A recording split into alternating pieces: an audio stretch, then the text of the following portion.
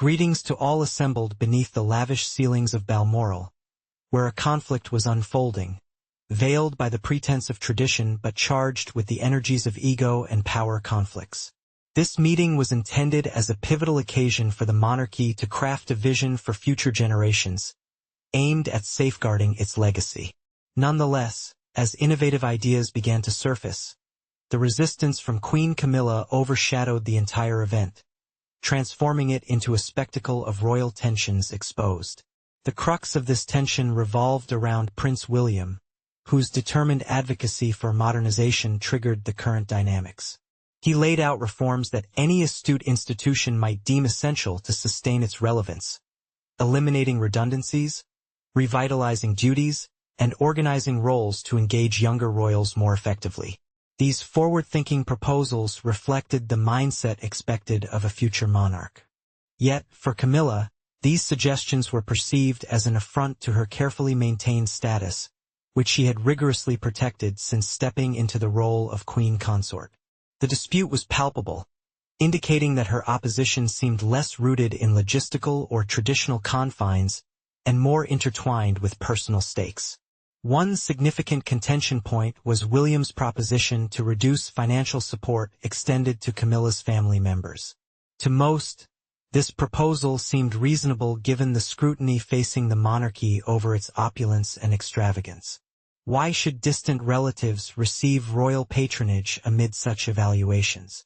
However, for Camilla, the notion was equivalent to treason, provoking an outraged response, as though her very standing within the royal framework was under threat. Here, the argument transcended monetary aspects, representing a struggle for significance and a reminder that her grip on prominence might not be as firm as anticipated. Camilla's difficulty in yielding ground was to be expected, especially with Catherine and Sophie stepping into roles she previously occupied. For someone whose journey toward acceptance had been fraught with controversy, seeing her responsibilities reallocated must have felt deeply personal. Yet one must consider what Camilla had envisioned. This monarchy is not hers to shape in her likeness. It is William and Catherine's future in sight, and they possess the full right to forge it according to their vision. William's suggestion to transfer the NSPCC patronage to Sophie and amplify Catherine's public role exacerbated Camilla's insecurities, which were as evident as they were regrettable. Reports suggested she lost her temper, a behavior perceived by many as unbefitting of a queen consort. However, Camilla's insecurities have seldom been subtle, evident in her nuanced disdain for Catherine and her persistent attempts to assert her place at the top of the royal hierarchy. The Balmoral summit merely laid bare these fears, painting her as potentially disconnected from the evolving future of the monarchy. Public opinion stood not in her favor, as Catherine's grace under pressure garnered widespread praise, solidifying her reputation as a poised and capable future queen. Meanwhile, Camilla's reluctance to embrace change further cemented her portrayal as a relic of a bygone era, a figure emblematic of resisting the very progress William and Catherine embody. While Camilla has leaned into manipulation and status to anchor her influence, the evolving expectations of today's world demand a different course, one that draws genuine admiration from the public and her peers within the royal establishment. Clinging to her position within the monarchy, Camilla finds herself embodying an age-old story, the rising, dignified star confronting the seasoned veteran, desperate to retain her grip on power. Yet, Camilla's insecurities reach far beyond simply fearing obsolescence. They reflect a deep-seated awareness that her acceptance into the royal family has always been contingent and fraught with controversy. Despite earning the title of queen consort, she has never been able to fully escape the scandalous aura that has always surrounded her.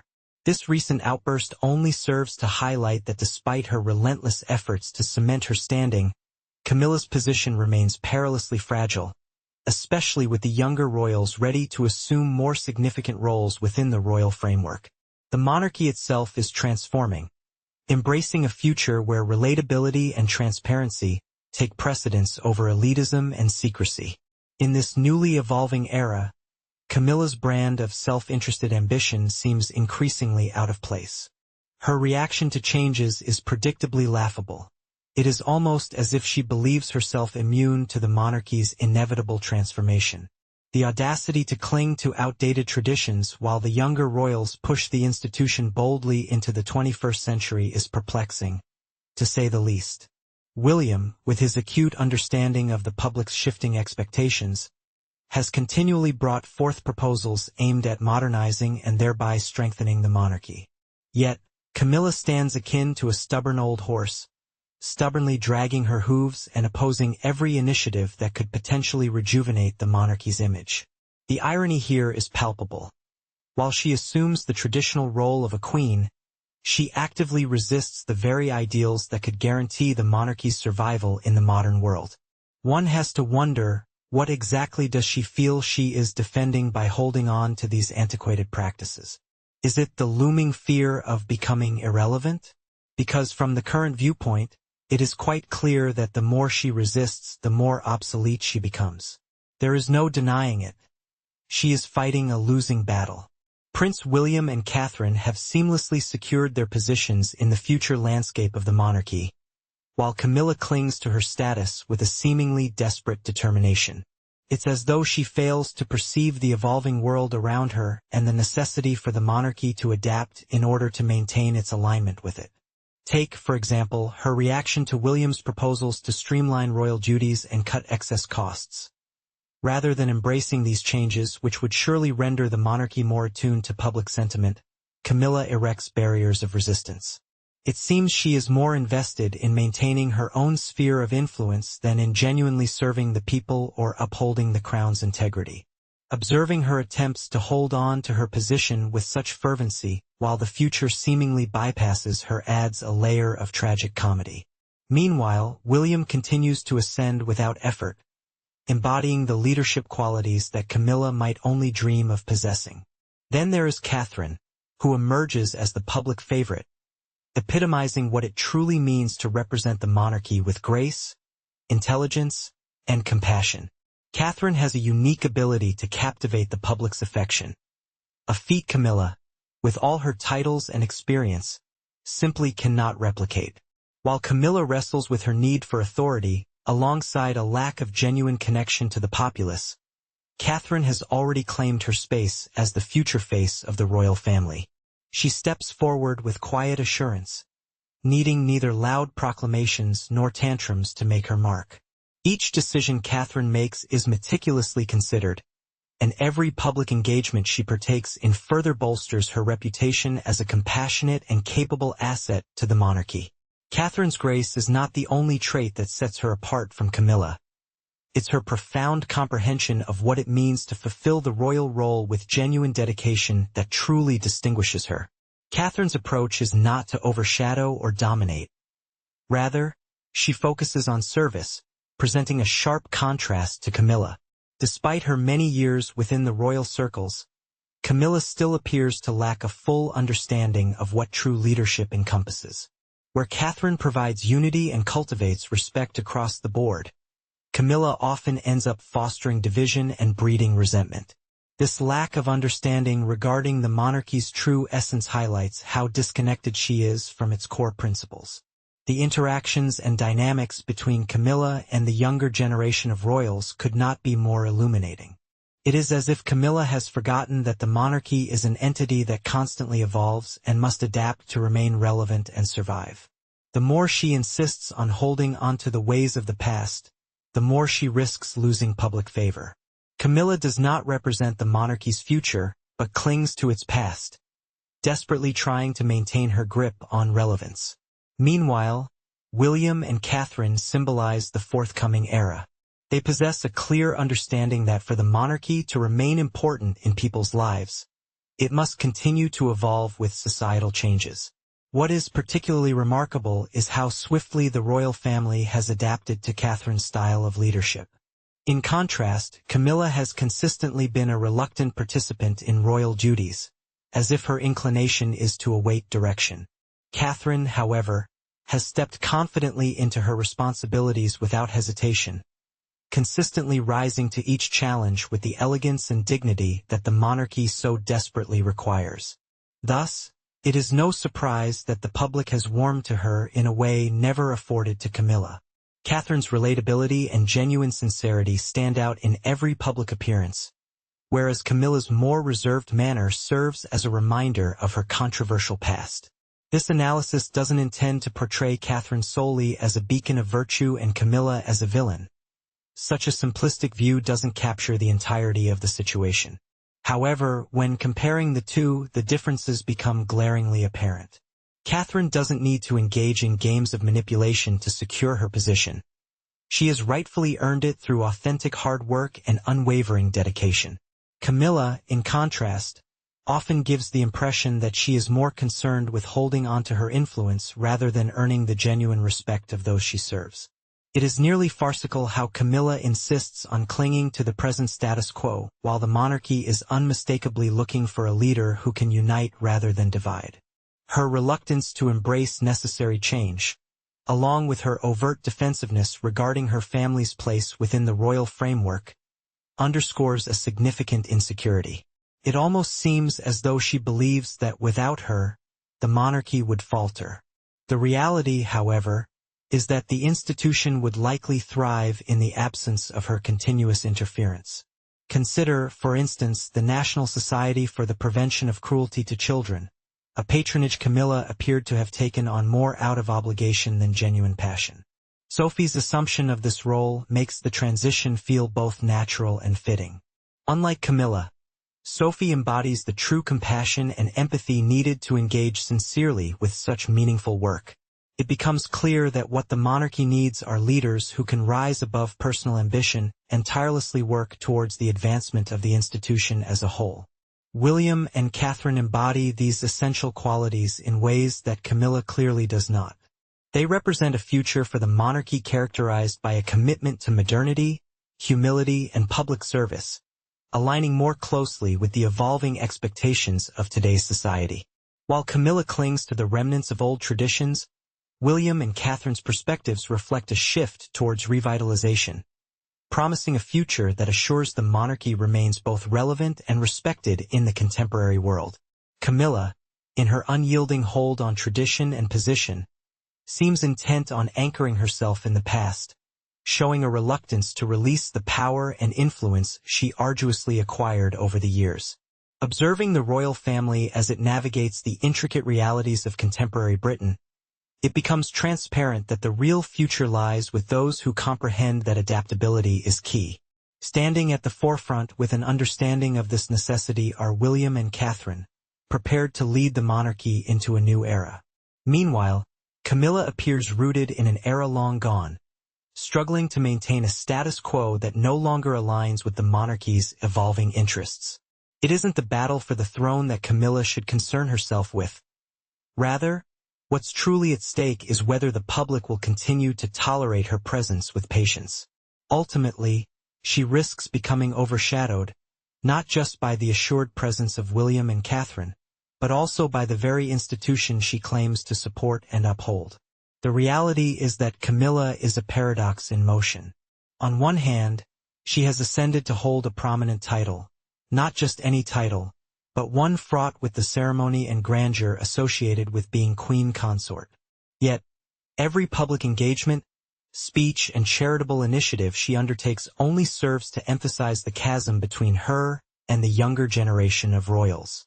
While she desperately clings to an antiquated image of royalty, the monarchy dynamically shifts before her eyes, seemingly evolving into something new and vibrant, leaving her scrambling to stay relevant within this transformation. It's not for lack of trying on her part. She certainly has attempted to keep up, but even the most carefully chosen wardrobe, stiff smiles, and endless adherence to royal duties fail to mask the evident reality that what she's fighting to hold on to is something akin to a relic of how monarchy used to be. The more fervently she clings, the more she herself seems to epitomize a relic of the past. Take, for instance, the recent Balmoral summit, which vividly put on display Camilla's apparent inability to adapt to the tides of change. Imagine being positioned at the heart of a monarchy that is amidst a generational shift, yet refusing to deviate even slightly from long-held customs. It is almost lamentable. Here strides Prince William, a refreshing and dynamic influence within the royal family, intent on steering the monarchy towards a progressive trajectory. Yet Camilla acts as a steadfast anchor, grounding the monarchy in its past.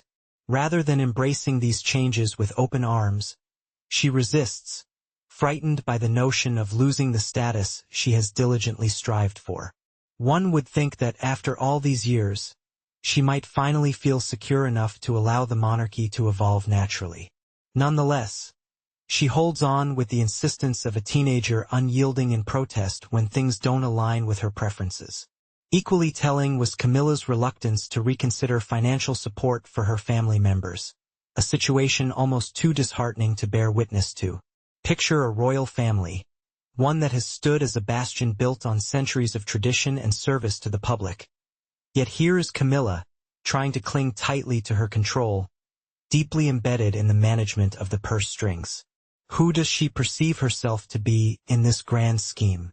She portrays the role of a loving, benevolent monarch while quietly securing advantages for herself and her family, as if forgetting the monarchy's true essence, one grounded more in service to the people than serving as a playground for self-serving interests. Yet, despite this, she continues fighting earnestly to protect her place, seemingly unaware or indifferent to how this is publicly perceived. Where Camilla clings with desperation, Princess Catherine enters with an effortless poise and grace that Camilla might only aspire to achieve. Catherine emerges as a beacon of what modern royalty should embody, a symbol of infinite potential for the monarchy's future, which really is no surprise at all. Catherine didn't need to have her title conferred upon her in the same way Camilla did.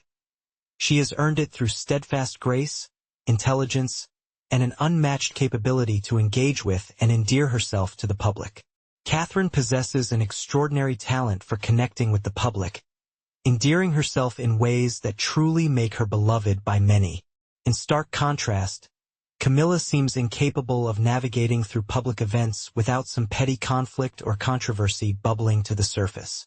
Catherine embodies everything the future of the monarchy demands: dignity, integrity, and an instinctive understanding of her responsibilities.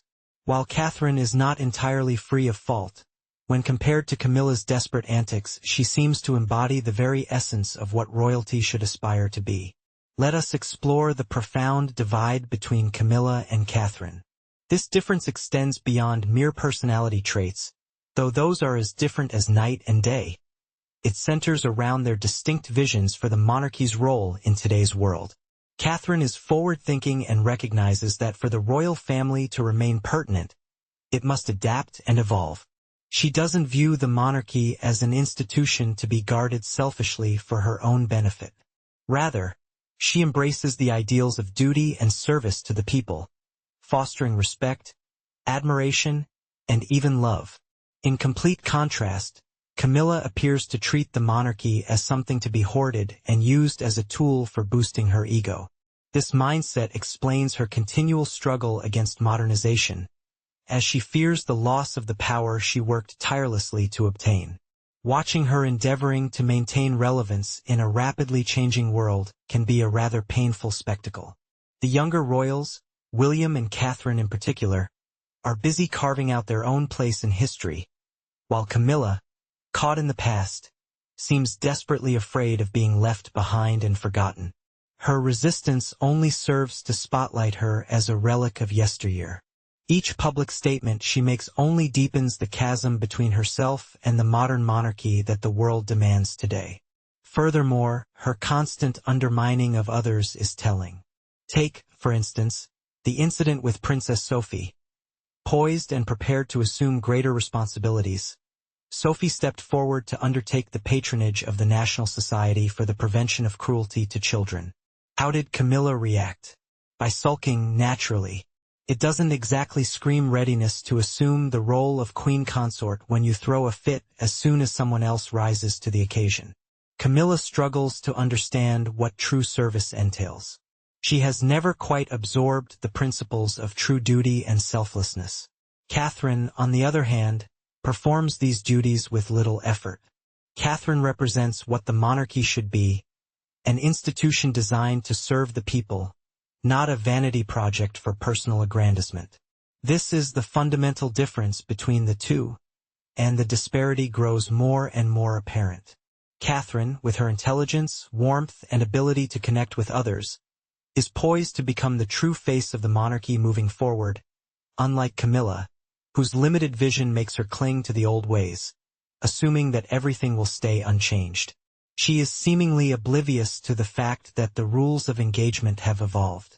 She is no longer the young, scheming figure trying to catch Charles's eye, nor the other woman aggressively fighting for her status.